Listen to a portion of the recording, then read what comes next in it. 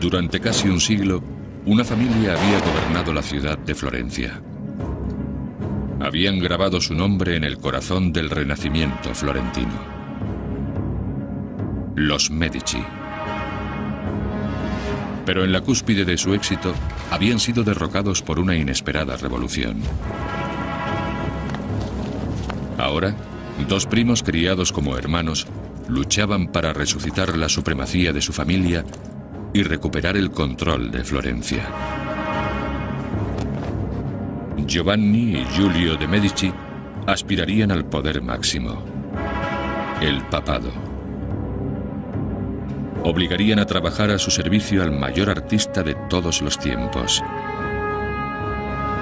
Miguel Ángel Buonarroti redefiniría todos los campos de realización artística.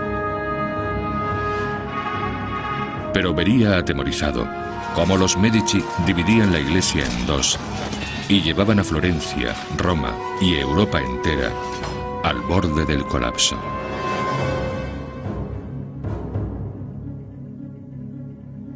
Los Medici, padrinos del Renacimiento.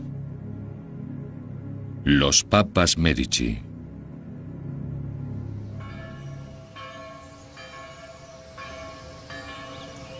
Florencia, 1501.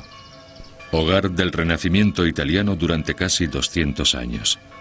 Una ciudad en el corazón de una revolución artística.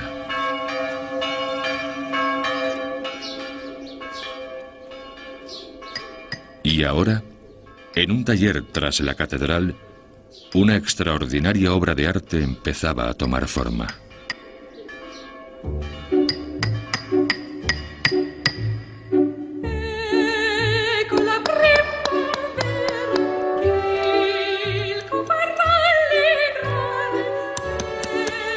Un único bloque de mármol de casi 4 metros llevaba casi 35 años esperando a un escultor lo bastante valiente para asumir el reto.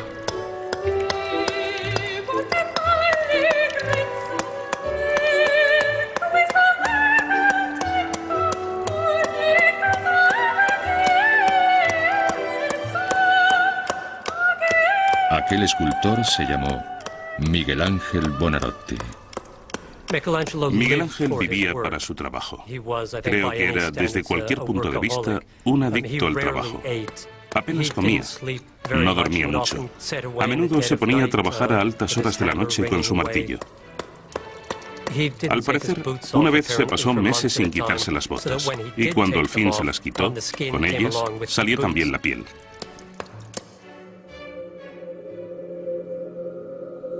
Tardaría casi 3 años en terminar el colosal proyecto. Para ir viendo el progreso, Miguel Ángel sumergió un pequeño modelo de cera en agua. Día a día, dejaba que el nivel bajase. Y lo que veía Miguel Ángel asomar fuera del agua era lo que iba cincelando cuidadosamente de su bloque de mármol. También inventó una ducha de agua constante para evitar el polvo y estar fresco. El gigante que Miguel Ángel estaba creando simbolizaría sus luchas contra la familia que una vez adoró.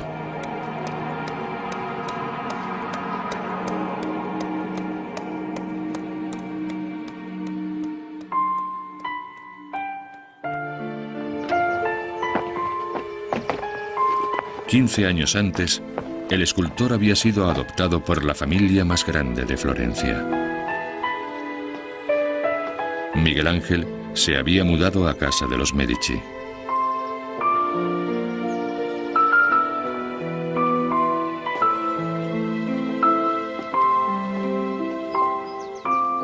El joven artista se vio rodeado de arte.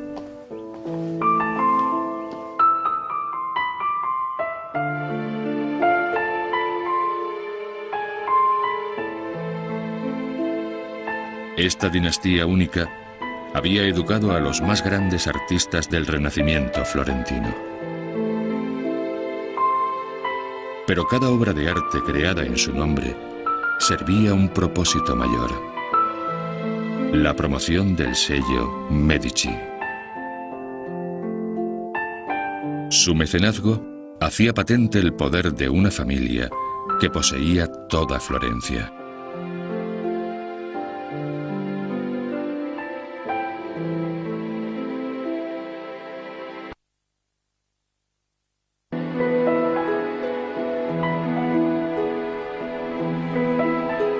Miguel Ángel se crió junto a los herederos de la dinastía Medici y pudo ver cómo preparaban a Giovanni de Medici para la vida eclesiástica. Giovanni, el hijo de Lorenzo, fue destinado a la iglesia desde los 7 años. Y su primo Giulio también. Los dos chicos se criaron juntos al lado de Lorenzo. Pero la paz en el hogar de los Medici duraría poco.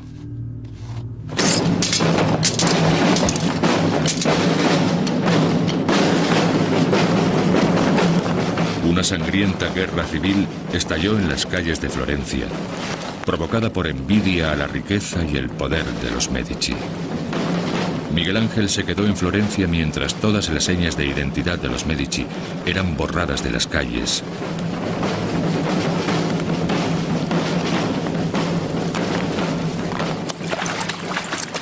Y los herederos de esta dinastía, una vez grandiosa, se veían obligados al exilio.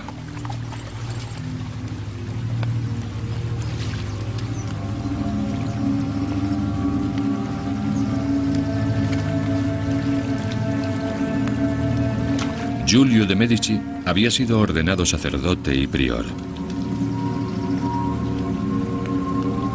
Un paso por delante, su primo Giovanni ya era cardenal. Pero sus contactos clericales servían de poco sin la base de poder de Florencia. Florencia era importantísima. Los Medici, como dignatarios de la Iglesia, realmente solo son eso sin Florencia. Con Florencia son mucho más, tienen mucho más peso.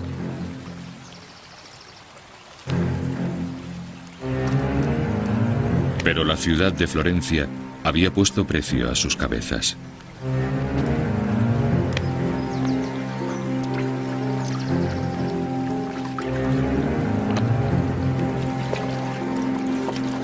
Los primos se vieron obligados a vagar por Italia, buscando el apoyo de amigos que pudieran llevarles al camino que les devolviera al poder.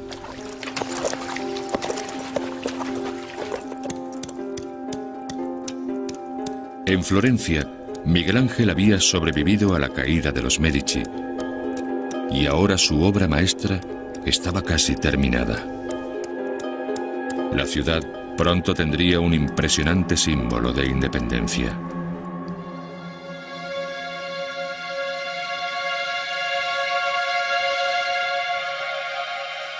El 25 de enero de 1504, Miguel Ángel se vio preparado para presentar su obra al examen del mundo exterior.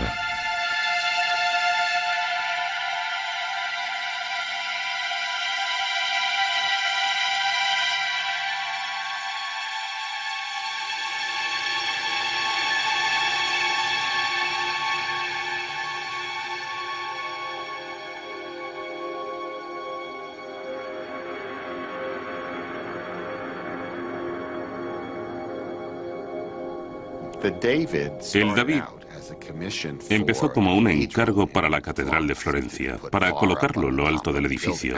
Por eso es tan grande, porque tenía que ser visible desde el suelo. Cuando lo terminó, las autoridades fueron a verlo y todos coincidieron en que era un paso adelante colosal y que sería una pena ponerlo en lo alto de la catedral porque nadie podría contemplarlo. Decidieron que había que colocarlo a la puerta del ayuntamiento. Pero el contexto determina el significado.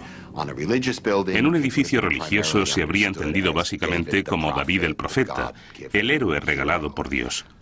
Frente a un edificio público de gobierno, se convirtió casi automáticamente en símbolo de la propia ciudad.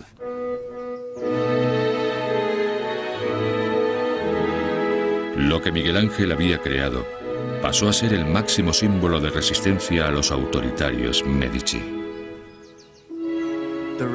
La República quiere esa imagen. Quiere que Florencia sea David y que se vea a los Medici como Goliat. Lo que crea Miguel Ángel es una pieza increíble de arte republicano. Es mostrar Florencia tras los Medici, la muerte de los Medici. Eso es lo que representa el David. Hasta el propio Miguel Ángel creía que la ambición de los Medici amenazaba el futuro de la ciudad de Florencia. Para él, fue motivo de gran tristeza que la gente que había conocido de joven, la familia alrededor de Lorenzo, que se había portado tan bien con él, y a los que conocía de forma muy íntima por haber vivido en su casa, al final se hubieran puesto en contra de los intereses de Florencia, tal como él y otros muchos lo veían. Tras 9 años en el exilio, Giovanni y Giulio de Medici llegaron a Roma.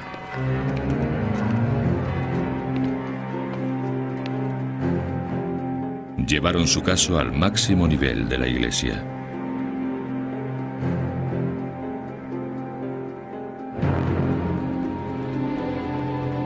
El Papa Julio II también procedía de una familia poderosa. Por suerte, se solidarizó con la grave situación de los Medici. Les ayudó a reunir un ejército propio que emprendió rumbo de vuelta a Florencia.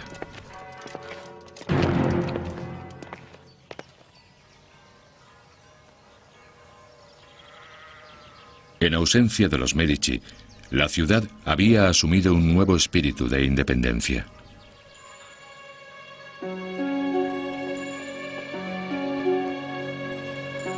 En contra de los deseos de la Iglesia, los artistas de Florencia se aventuraban hacia campos nuevos y peligrosos. Habían empezado a conseguir cadáveres de los hospitales de la ciudad para investigación privada. Un pionero de aquel polémico método fue el personaje de quien más habló la ciudad, Leonardo da Vinci.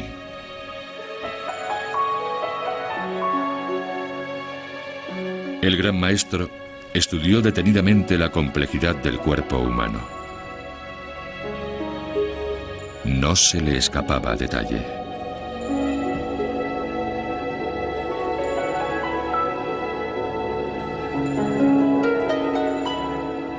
Leonardo fue famoso en Europa como el mejor artista de su época.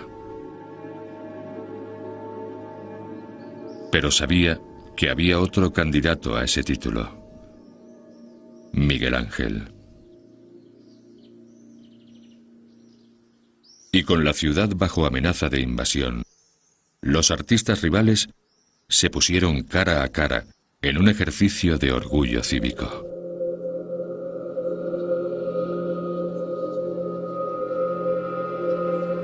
A Leonardo y Miguel Ángel les ofrecieron sendas paredes de la gran sala del Consejo para decorar con frescos de batallas florentinas famosas. Fue una competición entre dos personajes totalmente opuestos. Leonardo es la sofisticación urbana, una figura elegante que se dedica un poco a todo. Miguel Ángel, por el contrario, es un genio poco refinado, muy frágil, muy difícil, con muy mal carácter. Y el choque es muy interesante. Dos estilos muy distintos. Leonardo concibió la batalla de Anghiari como una escena de acción visceral y heroica. Nadie había plasmado una violencia tan frenética.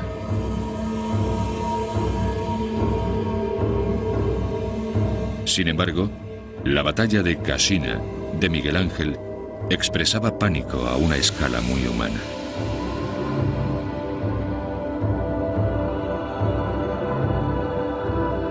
El artista había captado el estado de ánimo de una ciudad inquieta.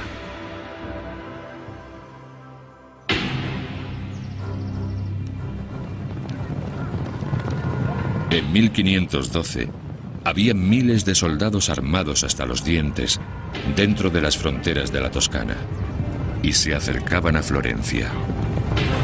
Los primos Medici vigilaban de cerca, decididos a recuperar su ciudad. Los florentinos se preparaban para el ataque que se les venía encima.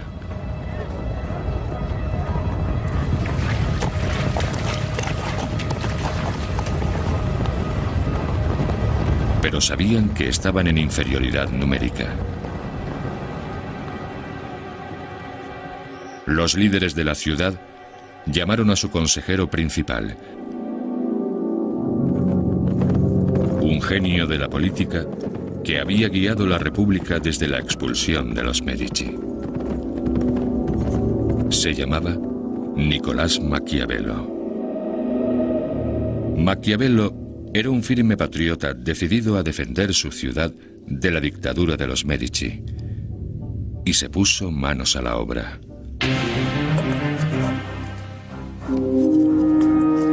Movilizando a miles de hombres de pueblos y ciudades de toda la Toscana, Maquiavelo reunió y equipó a un ejército nacional.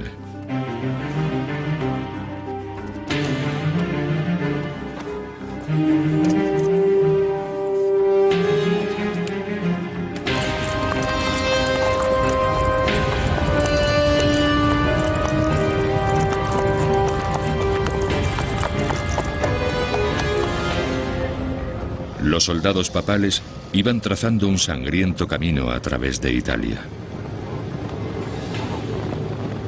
Pronto llegaron a Prato, una ciudad fortificada a las afueras de Florencia.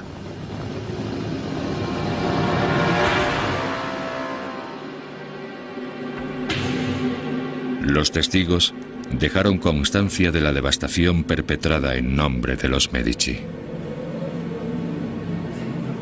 Irrumpieron rompiendo el muro y empezaron a arrasar la ciudad donde ya no quedaba resistencia.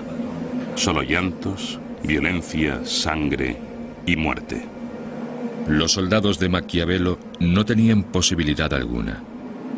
La toma de Prato fue un baño de sangre a gran escala.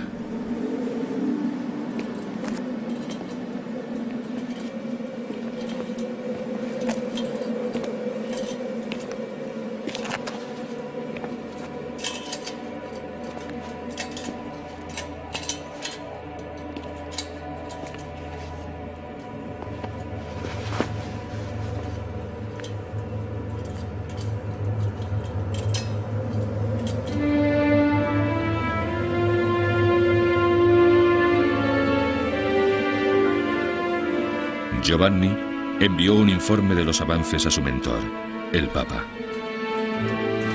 La toma de Prato, conseguida de forma rápida y despiadada, aunque me ha dolido, nos servirá al menos como ejemplo y elemento disuasorio para los demás. La masacre de Prato tuvo el efecto que buscaba. A pocos kilómetros, en Florencia, los líderes de la República huyeron. Mediante el terror y la violencia, los Medici habían recuperado el control de su ciudad, pero no la lealtad de sus gentes.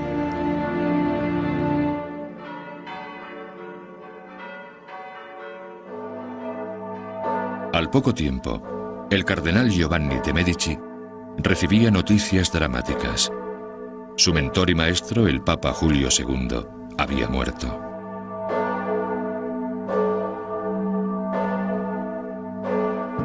Siguiendo una consagrada tradición, todos los cardenales fueron llamados a Roma.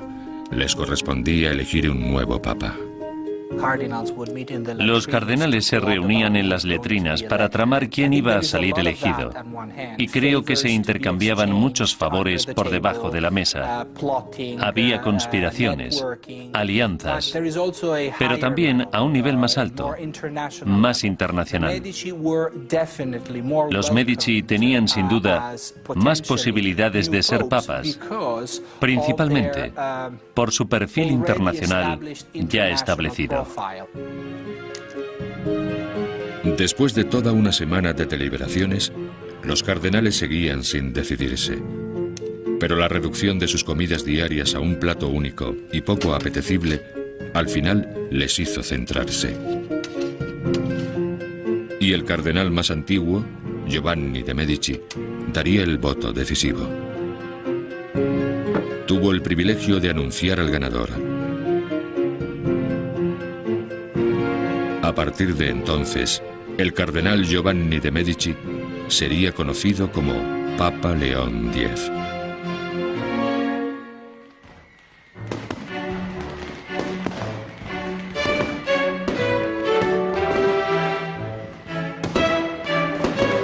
El acceso de Giovanni al papado lo cambió todo. La ciudad de Florencia daba ahora la bienvenida a su anterior enemigo con los brazos abiertos. No debemos olvidar que es una cultura profundamente cristiana y cualquier ciudad hubiera olvidado fácilmente toda culpa de cualquier tipo y perdonado a la persona si esa persona ostentaba el título de papa. Es un prestigio y un honor para la ciudad.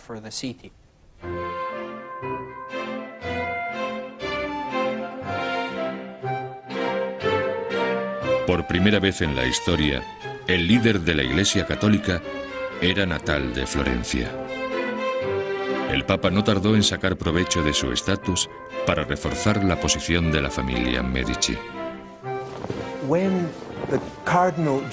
Al mes de convertirse en papa, el cardenal Giovanni de Medici, su primo Giulio es nombrado arzobispo de Florencia y en otoño también pasa a ser cardenal. Ahora tenemos un papa Medici y un cardenal Medici. Es un ejemplo del nepotismo que practicaban los papas del Renacimiento. Como parte de la celebración, el Papa León X hizo que pintaran a un niño de oro de la cabeza a los pies. Fue pura propaganda que simbolizaba el regreso de una época dorada bajo los Medici. El chico murió poco después, envenenado por la pintura dorada que le aplicaron. Su muerte pasó desapercibida y la celebración papal siguió durante días. El Papa ocupa el puesto de Dios en la tierra. Por eso los papas son infalibles. Por eso están por encima de cualquier gobernante. Por eso se supone que los papas deben aprobar y por tanto legitimar cualquier autoridad política. Es una posición espiritual importantísima que está por encima de cualquier poder mundano.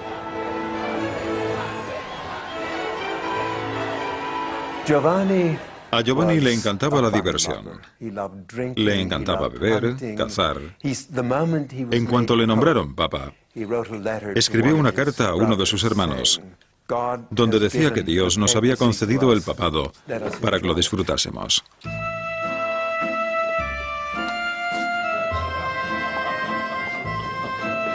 El Papa León X ofrecía copiosas cenas cada noche. Un embajador, asombrado, envió a casa esta carta. La comida estaba exquisita. La sucesión de platos parecía no tener fin. Tomamos 65 distintos.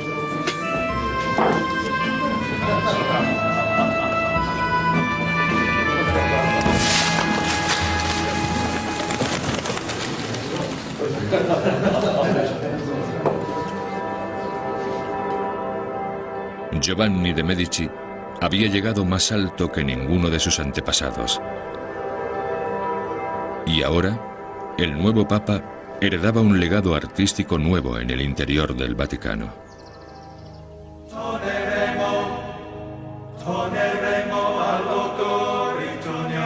Durante 4 años, Miguel Ángel Buonarroti había trabajado en un importante encargo en Roma.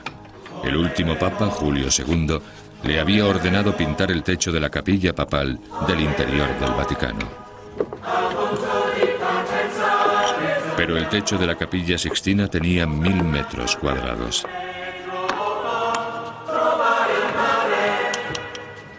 Miguel Ángel estaba convencido de que fracasaría. Le obligaron a pintar la Capilla Sixtina, creía, como una especie de conspiración contra él de enemigos que no querían verle triunfar en la escultura.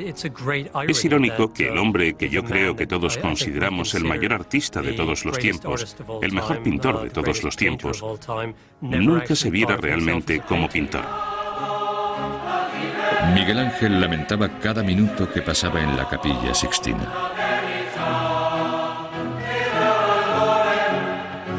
En esta posición tan difícil se me sube el estómago hasta la barbilla. Tengo los lomos en la barriga y no veo dónde pongo los pies. Con el incesante goteo desde el techo, el pincel me pone la cara como un mosaico. Sabía que era un genio. No soportaba a los tontos. Y la palabra que más se usaba para describirle era terribilita, que significa espantoso, en el sentido literal de causar terror a los demás. Trabajando en secreto, un reducido grupo de sufridos ayudantes echaban una mano a Miguel Ángel con su trabajo más exigente. Con los frescos tienes de 12 a 24 horas para crear tu obra maestra. La palabra fresco hace referencia al yeso. Pinta sobre yeso, yeso fresco. Y el yeso, y más en un día caluroso en Italia, se seca muy rápido. Con lo cual es una auténtica carrera contra el reloj. El fresco se consideraba la técnica pictórica más difícil. Se decía que había muchos pintores que dominaban la pintura al óleo, pero solo los mejores lograban dominar el fresco. Tras varios años en el andamio, era un verdadero maestro, un virtuoso. Podía pintar grandes escenas en un solo día.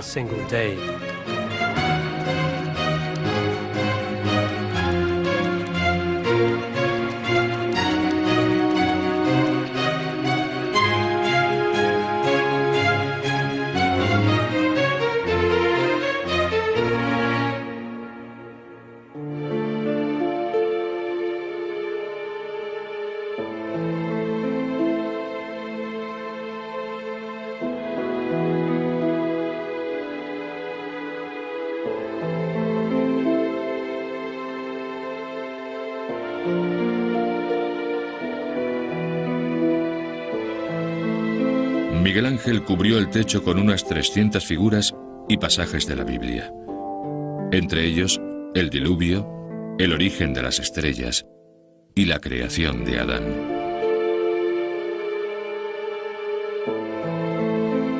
Las monumentales figuras de Miguel Ángel se basaban en fragmentos de esculturas clásicas y se inspiraban en la perfección y la belleza del mundo antiguo.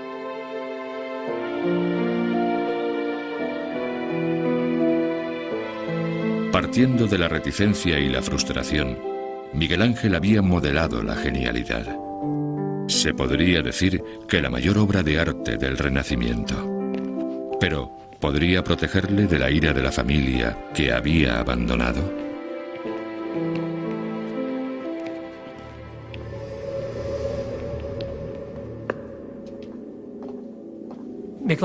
Miguel Ángel siempre fue muy temeroso de su vida política.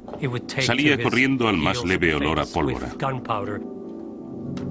Tenía miedo de que se tomasen represalias contra él, porque, por supuesto, se había encontrado a sí mismo con el régimen que siguió a los Medici.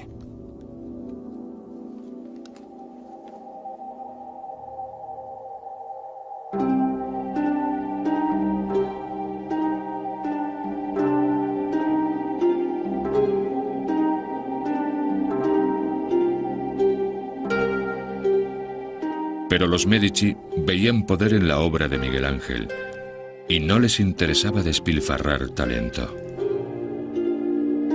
Le hicieron una oferta que no se atrevió a rechazar.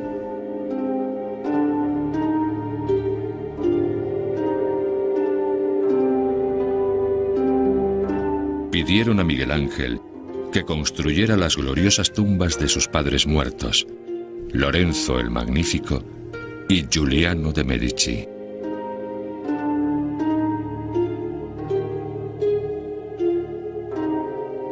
Fue el trabajo en mármol más ambicioso que terminase Miguel Ángel desde el David. Pero esta vez era una escultura honrando a los Medici. Creo que le hubiera resultado muy difícil rechazar un encargo como las tumbas de los Medici. Primero, quería a la familia y habría colaborado encantado a su conmemoración. Segundo, eran sus amigos. Los mecenas habían sido sus amigos. Y tercero, se trataba del Papa. Y no es fácil decirle no al Papa.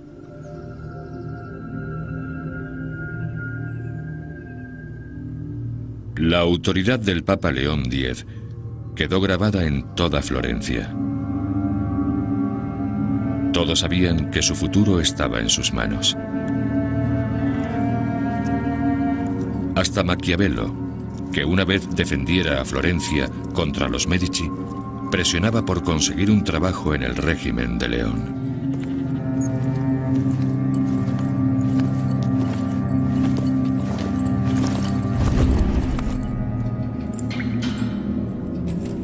Por desgracia para Maquiavelo, no tardaron en encarcelarle por conspirar contra el gobierno y torturarle de la forma más cruel que los torturadores florentinos conocían. Maquiavelo se exilió de la ciudad totalmente deshonrado. Encerrado en su villa del campo, reflexionaba sobre la vida que había perdido. Atrapado en el dominio de los sinvergüenzas, rompo los moldes de mi cerebro y dejo salir la sensación de haber sido maltratado por el destino. Como le sobraba tiempo, Maquiavelo empezó a escribir un manual para aspirantes a dictadores. Dado que el amor y el miedo no pueden existir juntos, si debes elegir entre ellos es mucho más seguro sentir miedo que amar. Maquiavelo llamó a su libro El Príncipe. En él describía el mundo en que la política carecía de moralidad. La teoría política de Maquiavelo separa por primera vez la ética de la política. Es algo que ningún pensador había hecho antes. Según Maquiavelo, el príncipe debía ser un gobernante cínico y actuar en términos de razón de Estado. Es el primero en reconocer la naturaleza no ideal de la política, que era exactamente lo que se daba en su época.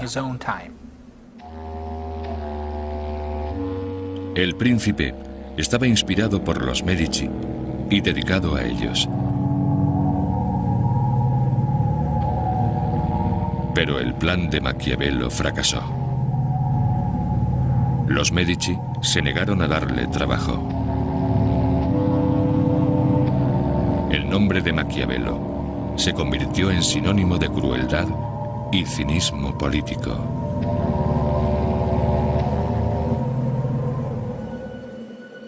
En ningún lugar era la lucha por el poder más encarnizada que en el Vaticano. En 1516, un grupo de cardenales conspiró para cometer el máximo crimen: el asesinato del Papa.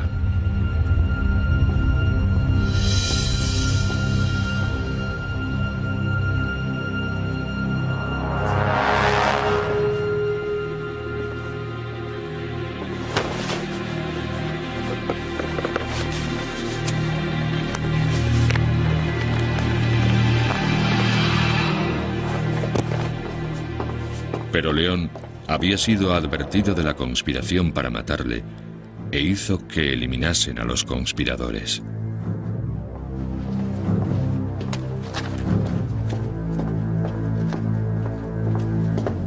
Los primos Medici tomaron medidas para asegurar la lealtad de aquellos que les rodeaban. Se trata de colocar en los puestos de poder y autoridad a personas relacionadas con la familia, hermanos, primos, hijos políticos. Es toda una infiltración, la clásica jugada de la mafia, acaparar toda una esfera de lo más alto a lo más bajo. Y a los Medici se les da bien. Tienen un buen historial en estas artimañas y es precisamente lo que hacen con el papado.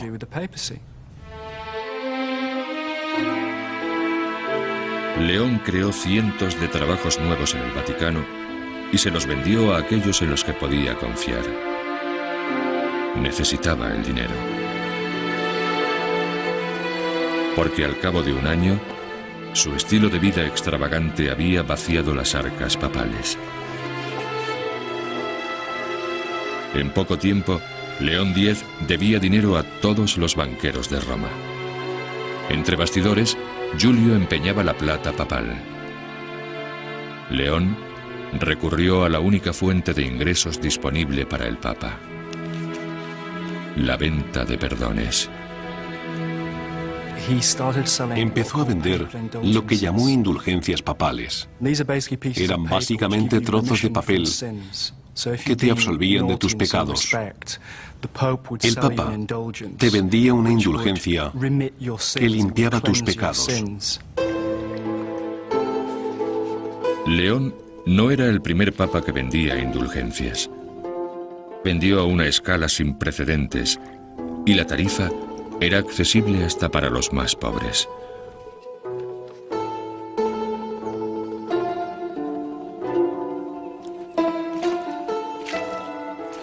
En toda Europa, el Papa encontró mucha clientela, porque una indulgencia podía significar librarse de una eternidad en el infierno. La Iglesia creó la figura del predicador de indulgencias itinerante, que se paraba en las plazas principales de las ciudades y predicaba una indulgencia específica. A los que compraban la indulgencia se les daba a cambio un recibo. La venta de salvación era una mina de oro para el Papa.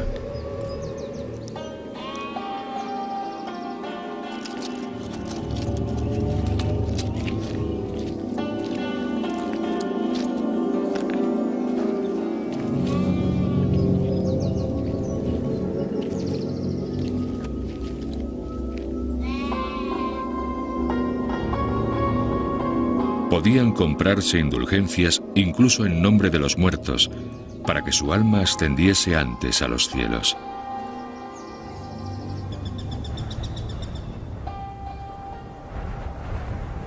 Los beneficios de la venta de absoluciones iban saldando las deudas del Papa.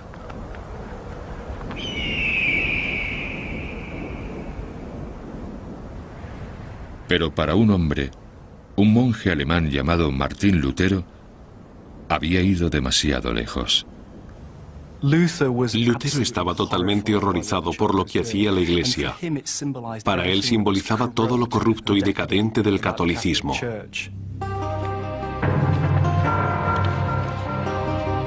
En 1517, Martín Lutero publicó un incendiario manifiesto por un cambio. Utilizando la última tecnología, se imprimió, se reimprimió, se difundió y se tradujo. Ninguna idea había viajado nunca tan lejos y tan deprisa. Las 95 tesis de Lutero condenaban la venta de perdones y atacaban directamente al Papa.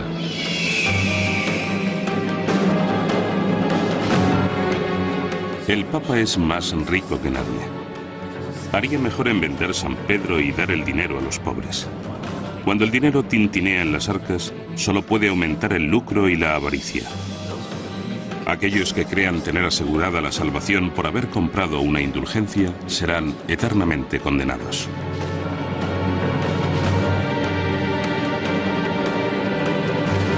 Nadie se había atrevido nunca a utilizar un lenguaje tan claro contra el poder de la Iglesia católica. Fue el comienzo de una revolución Lutero intentaba reformar la Iglesia, no destruirla, pero el asunto fue ganando peso y se descontroló totalmente. En poco tiempo, el manifiesto de Lutero llegó hasta León X.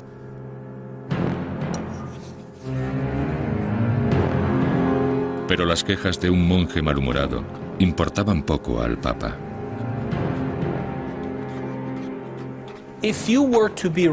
Si eras el Papa de Roma, el ombligo del mundo, la institución terrenal más poderosa con dinero manando incesantemente de tus arcas, un monje agustino de Wittenberg no era absolutamente nada. Y después de todo, Alemania era la tierra de los bárbaros, Gui Barbari, la tierra del estilo gótico en oposición al Renacimiento. ¿Por qué preocuparse por semejantes retrógrados? León X aprobó con carácter oficial un documento para acallar a los herejes.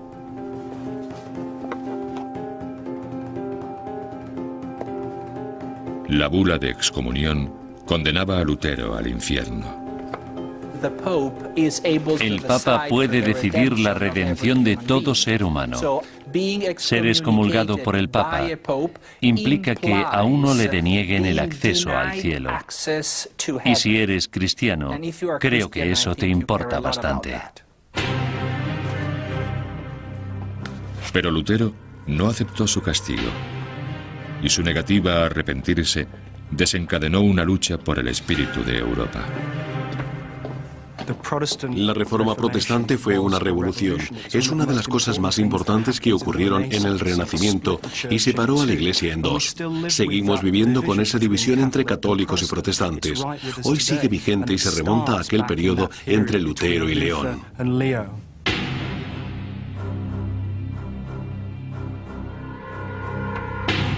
Pero el Papa no viviría para librar su batalla contra Lutero. En 1521, León X murió repentinamente. El derrochador pontífice Medici había muerto de un simple resfriado. A su primo Giulio le tocaría lidiar con un problema que cada vez era mayor. A los 2 años, Giulio de Medici fue nombrado Papa Clemente VII. El nuevo Papa heredó un continente en crisis. Los altercados por la reforma de Lutero habían llevado furiosos ejércitos a las puertas de Roma. Roma era una ciudad de peregrinos. Era la ciudad donde fue enterrado San Pedro, el lugar donde estaba el Papa. Nadie hubiera imaginado jamás en la cristiandad occidental que alguien pudiera atreverse a considerar el saqueo y la destrucción de Roma. Era simplemente una ciudad santa, y las ciudades santas no se saquean. Pero para los hombres que rodeaban Roma, no quedaba nada sagrado en el punto neurálgico del catolicismo. Muchos eran seguidores de Lutero, movidos ahora por un profundo odio religioso. Muchos de los soldados eran de origen y nacionalidad alemanes, y por tanto luteranos. Consideraban a Roma como la nueva Babilonia, la nueva ciudad de pecado que albergaba el anticristo.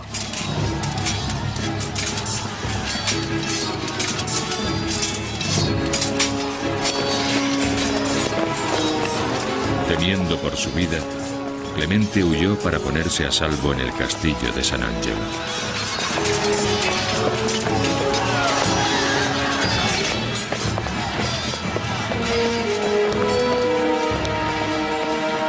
Y sus miedos estaban justificados.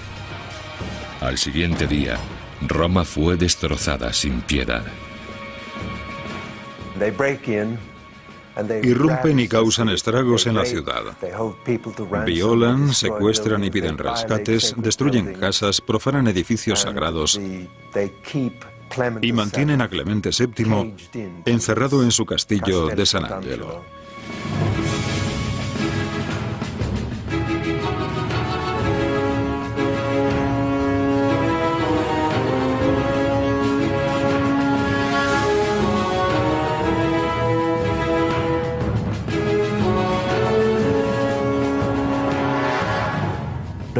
Unas 8.000 personas murieron el primer día. Fue una masacre a escala gigantesca. Todo quedó destruido. Puertas arrancadas de sus goznes, tiendas saqueadas, mujeres violadas, personas mutiladas y torturadas sin asomo de preocupación. Fue absolutamente terrible. El saqueo de Roma fue probablemente uno de los momentos más negros del Renacimiento.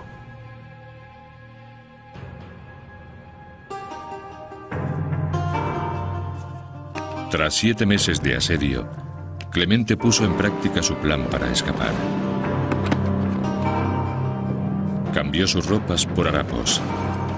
Hizo quitar las joyas papales de su sitio y fundir todo el oro.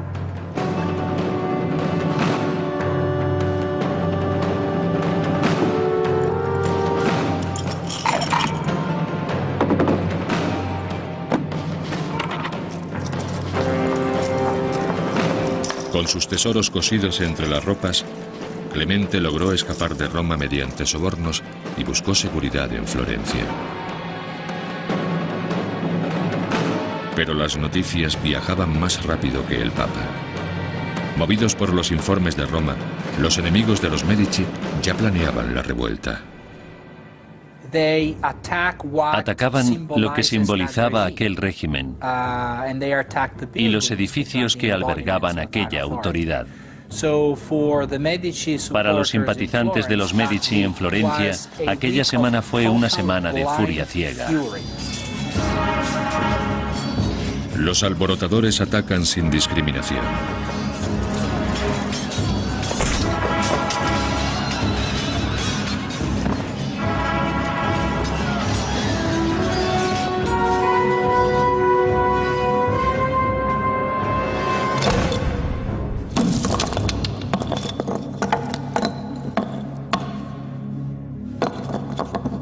Un banco arrojado desde el ayuntamiento dañó el David de Miguel Ángel, el mayor símbolo de la resistencia de la ciudad a los Medici.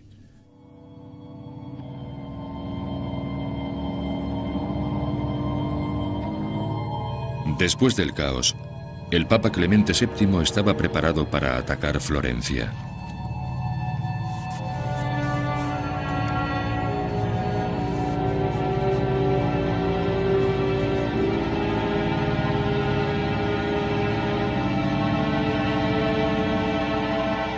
Atrapado en la iglesia de San Lorenzo, Miguel Ángel se escondió tras las tumbas que había construido para los primos Medici.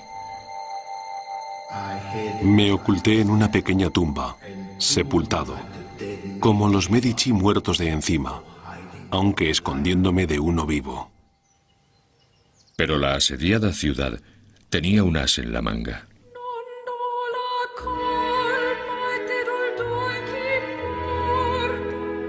Cautiva en Florencia estaba la última heredera legítima de los Medici.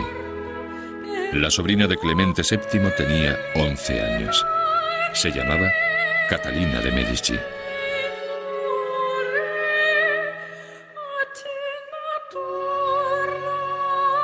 Clemente la llamaba mi perla sin precio. Pero sabía exactamente el valor que tenía para la familia Medici. Por desgracia para él, los florentinos también lo sabían. Amenazaron con llevar a Catalina a un prostíbulo de soldados si Clemente no accedía a una tregua.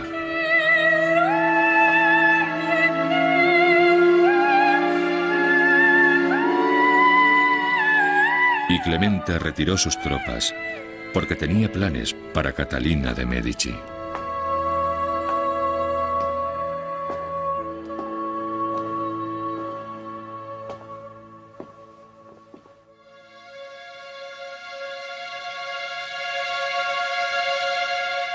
Clemente pronto sacó provecho de la supervivencia de Catalina. En pocos años la casó con el hijo del rey de Francia. Solo tenía 14 años. El malestar que habían desencadenado sus tíos viajaba ahora con ella.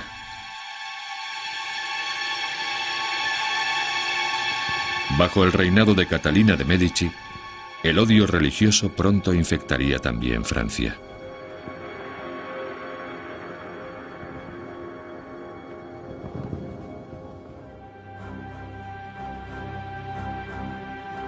De vuelta en Roma, Clemente VII tenía los días contados. Desesperado por hacer una última obra importante, llamó al hombre con el que se había criado, Miguel Ángel. Un enorme fresco en el interior del Vaticano marcaría la culminación de su trabajo para los papas Medici. Pero también reflejaría el estado de ánimo de Miguel Ángel hacia sus mecenas. Sobre el altar de la Capilla Sixtina, Miguel Ángel decidió representar el juicio final.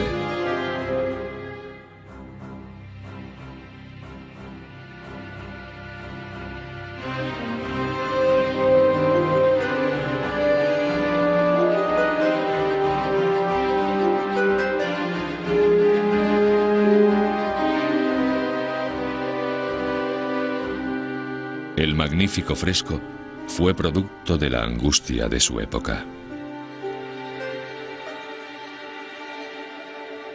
Es uno de los periodos más trágicos de la historia de Europa. El arte ya no podía ser una mera representación de la belleza natural como lo había sido en el Renacimiento, debido a los dramáticos acontecimientos de aquella época. El juicio final encargado a Miguel Ángel seguramente expresa ese sentimiento de opresión y ansiedad tan típico de la época. No son personas felices. Los cuerpos se retuercen y sufren. No se puede pintar personas felices, serenas y sonrientes, rodeadas de bellos paisajes con semejante trasfondo. Es como la transición del impresionismo al expresionismo. El impresionismo es serenidad, flores, belleza, naturaleza bucólica. El expresionismo es dramático. El expresionismo es insoportablemente violento como arte.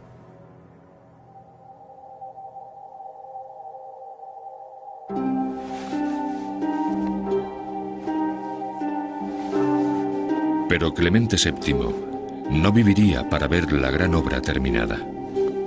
En 1534, agotado por la confusión de su tiempo, Giulio de Medici falleció. Era el fin de una era.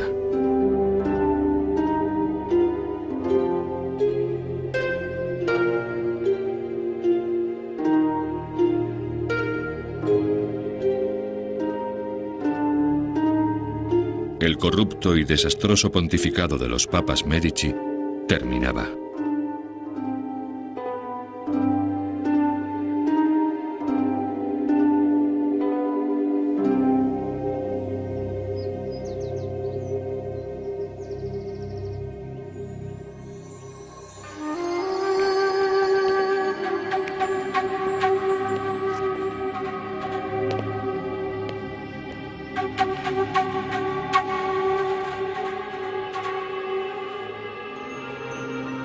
Pero un sencillo acto de redención anunciaría una nueva era magnífica para la dinastía Medici.